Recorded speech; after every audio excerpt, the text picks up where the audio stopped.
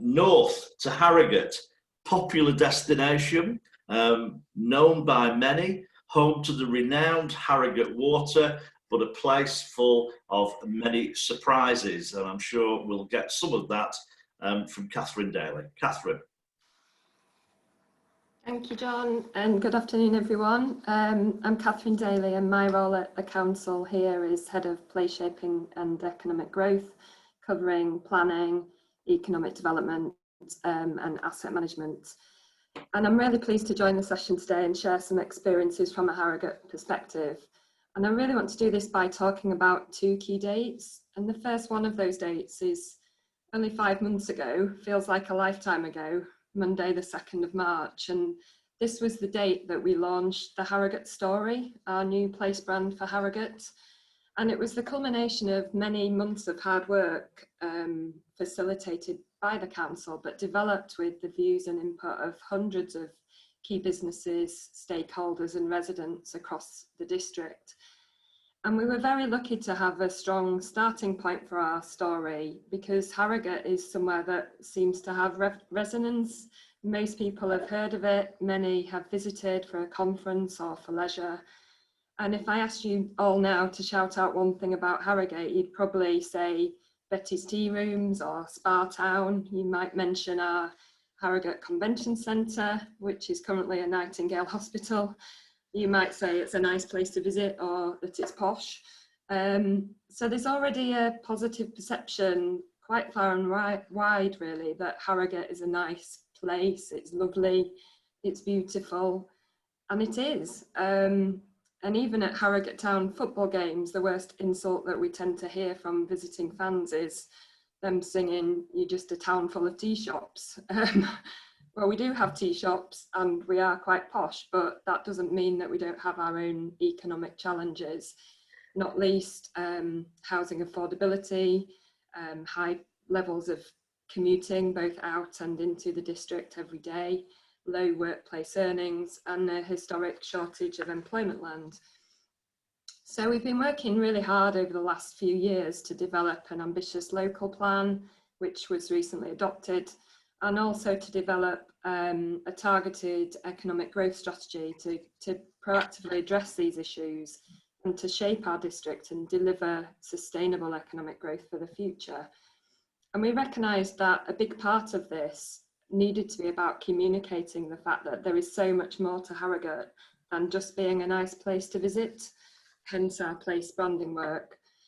So we brought together a small but influential steering group of key business leaders, and with the help of John and the team at Thinking Place, we spent time talking to local people, local businesses, and finding out why Harrogate was special to them.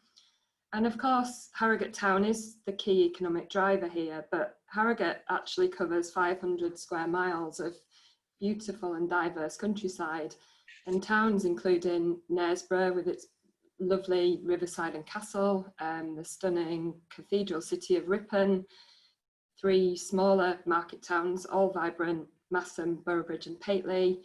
And we have culture and heritage in bucket loads, to be honest, and a fantastic built and natural environment.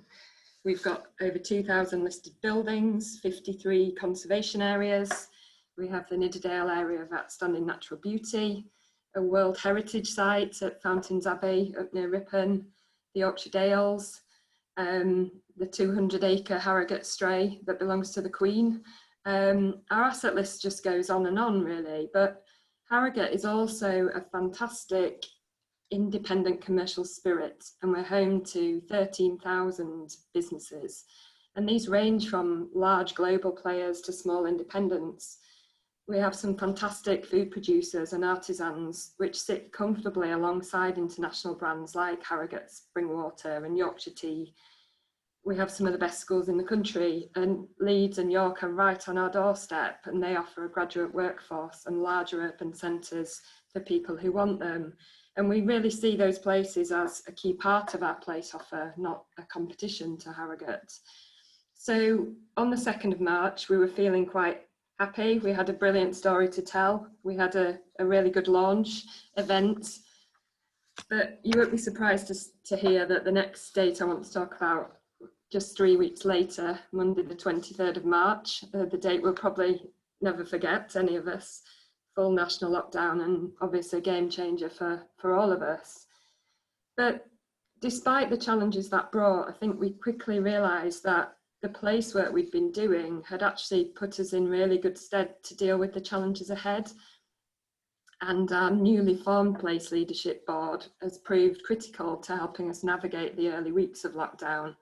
And private sector business leaders have worked alongside the public sector in a much needed place leadership role, which has been critical.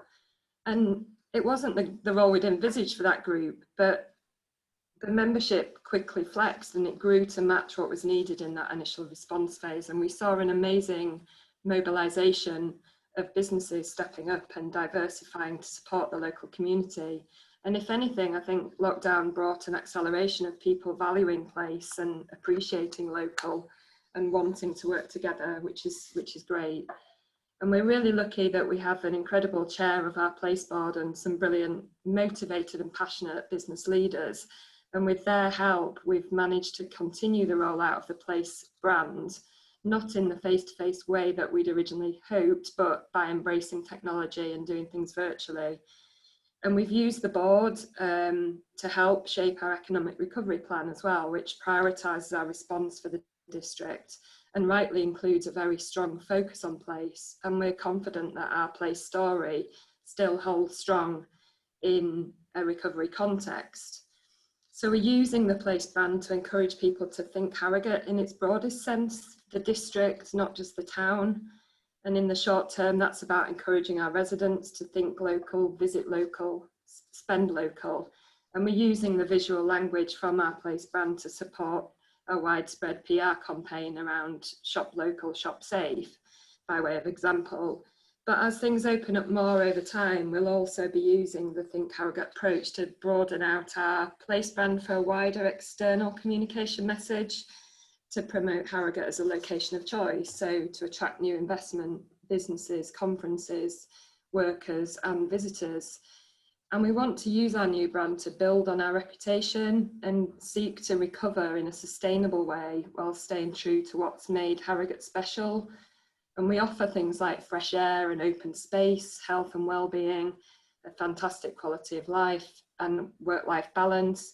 And those are all going to be really important factors in a post-COVID world.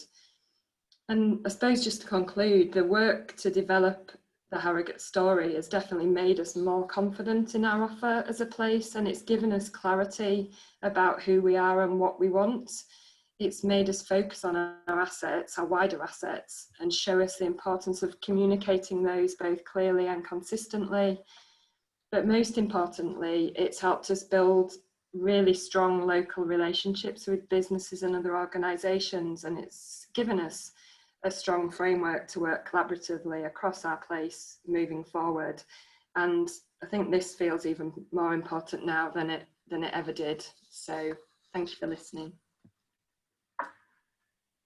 Thank you, Kathryn. Yeah, really interesting. A place absolutely brimful of assets, but some of the elements, of course, that the place is trying to promote, very, very different. So things like knowledge economy and businesses were not the heart of what everybody necessarily thought about with Harrogate. But yeah, they're making great strides.